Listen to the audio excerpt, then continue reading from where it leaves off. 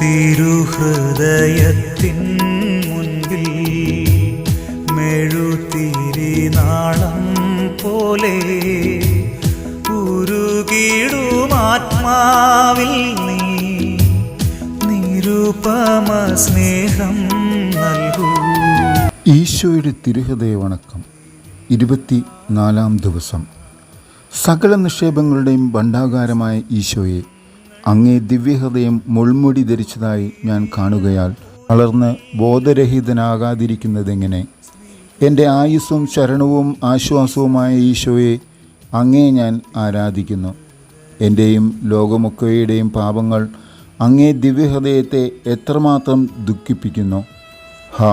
എൻ്റെ ഹൃദയത്തിൻ്റെ സന്തോഷമായ ഈശോയെ, ഞാൻ മരിക്കുന്നതിന് മുമ്പ് എൻ്റെ ഹൃദയ കണ്ണുനീരാൽ എന്നിലുള്ള പാപാശുദ്ധതകളെ കഴുകി അങ്ങേ സന്നിധിയിൽ കൃപ ലഭിക്കുവാൻ എനിക്ക് ഇടവരുത്തിയരുളണമേ.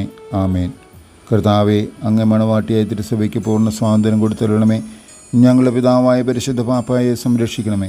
എല്ലാവരും അങ്ങേ ഏക സത്യസഭയെറിഞ്ഞ് ഏക ഇടയൻ്റെ കീഴാകുന്നതിന് വേഗത്തിൽ ഇടവരുത്തണമേ. നിർഭാഗ്യ പാപികളുടെ മേൽ കൃപയായിരിക്കണമേ. ശുദ്ധീകരണ സ്ഥലത്തിലെ ആത്മാക്കളെ ആശ്വസിപ്പിക്കണമേ. അനുഗ്രഹത്തിൻ്റെ അമ്മയായ മറിയമേ, ദിവ്യഹൃദയത്തിൻ നാഥേ, ഞാൻ അപേക്ഷിക്കുന്നതും ആഗ്രഹിക്കുന്നതുമായ സകലവരങ്ങളും അങ്ങേ ശക്തമായ മധ്യസ്ഥതയിൽ ശരണപ്പെട്ട് അങ്ങ് വഴിയായി ലഭിക്കുമെന്ന് പൂർണ്ണമായി വിശ്വസിക്കുന്നു. ആമേൻ. തുടർന്ന് 3 സ്വർഗസ്ഥനായ പിതാവും 3 നന്മ നിറഞ്ഞ മറിയവും 3 തൃത്വസ്തുതിയും ചൊല്ലുക. സാധുശീലനും വിനീത ഹൃദയനുമായ ഈശോയെ, ഞങ്ങളുടെ ഹൃദയവും അങ്ങേ ഹൃദയം പോലെ ആക്കണമേ. സുഹൃദയപം.